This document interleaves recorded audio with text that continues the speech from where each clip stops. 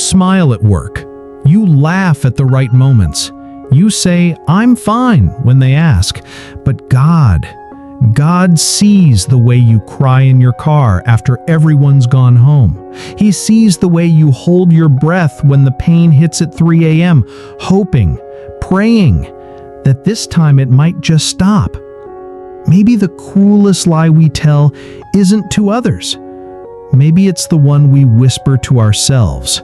No one would understand anyway. But what if?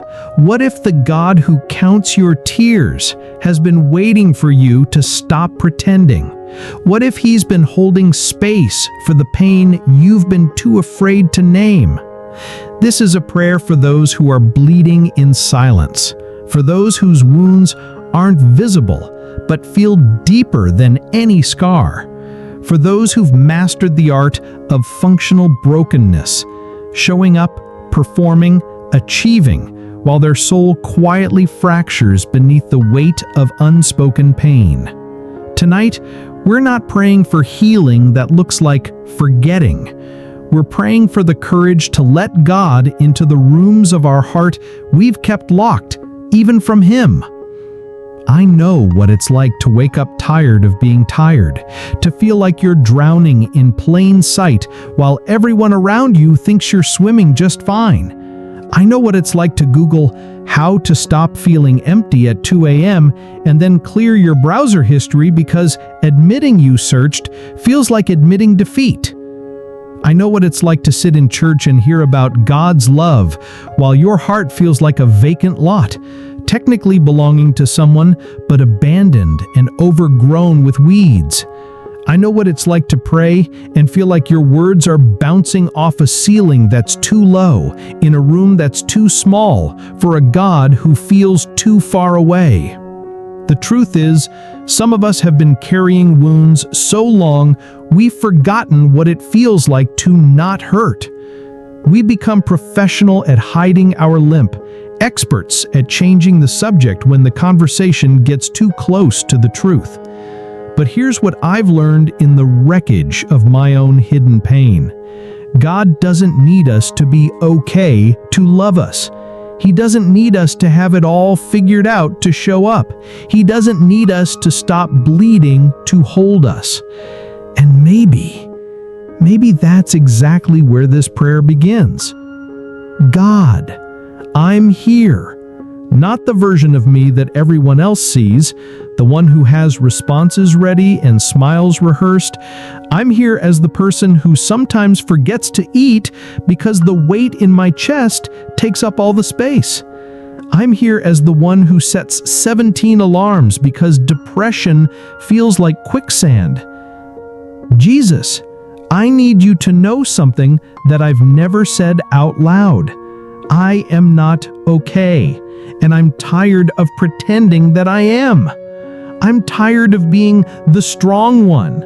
I'm tired of having answers for everyone else's pain while my own sits in my throat like a stone I can't swallow and can't spit out. I'm tired of being functional when what I really want to do is fall apart in someone's arms and have them tell me it's going to be okay. But here's what terrifies me most, God. What if I let myself feel it all, really feel it, and it breaks me? What if I stop performing strength and discover I was never strong at all? What if I open my mouth to scream and no sound comes out because I've been silent for so long? Breathe. And yet I'm here, talking to you. In the middle of the night when the world is quiet enough to hear my heart breaking.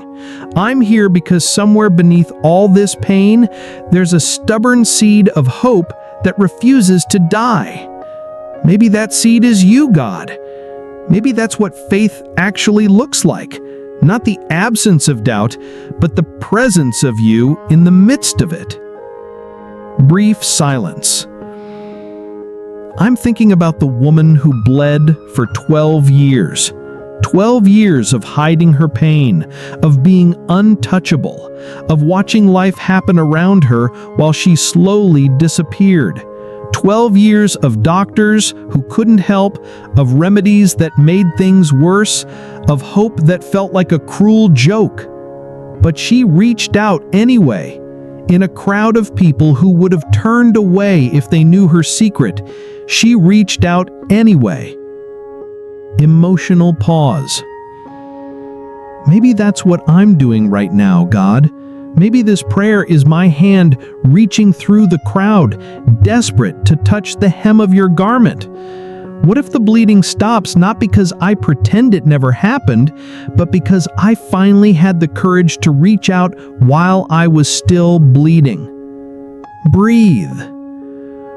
God, I confess that I've been more afraid of being seen than of being lost.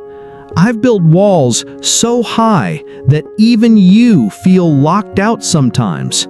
I've confused being needed with being loved, and I've been slowly starving on a diet of everyone else's approval.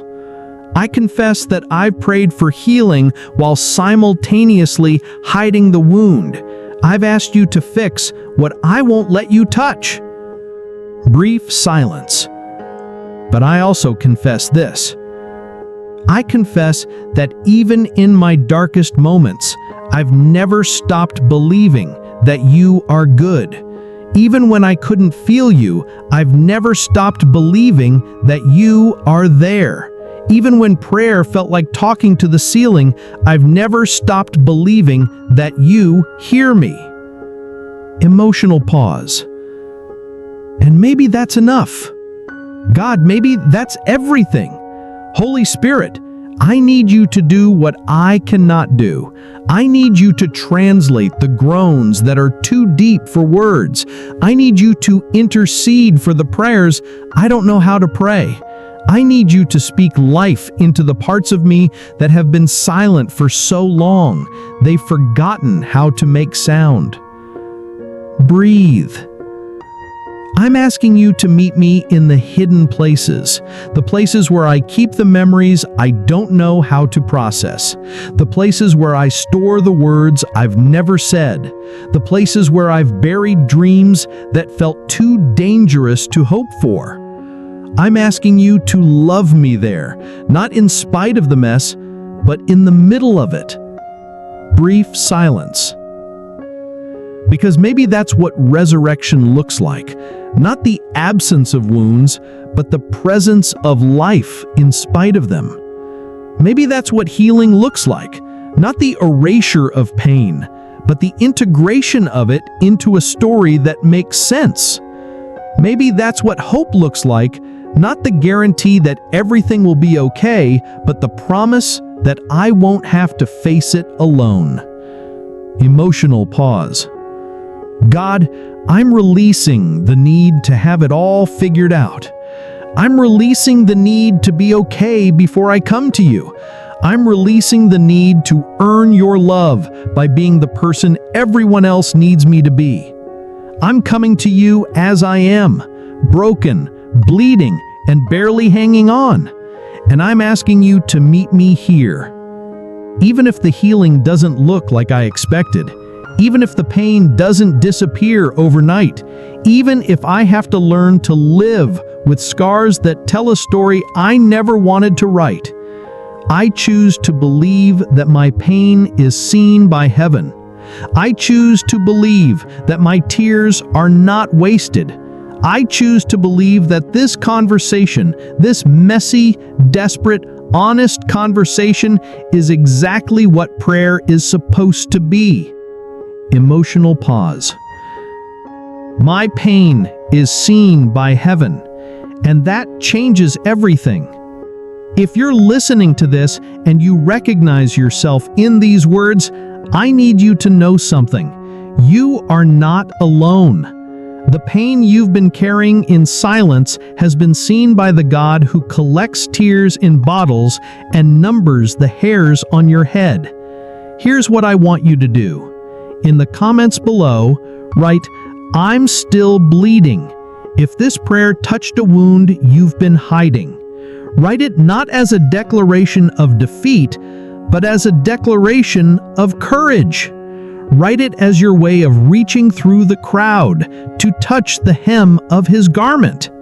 And then write one word, just one, that describes what you need from God right now.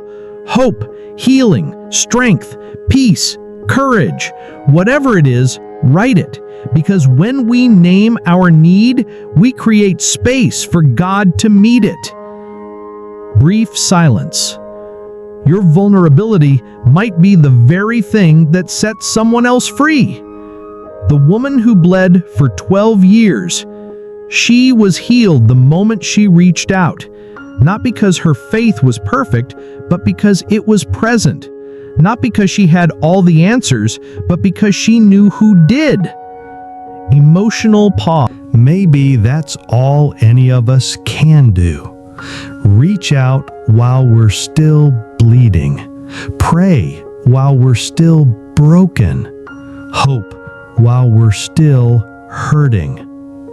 And trust that the God who sees the pain no one else sees is the same God who holds the healing no one else can give.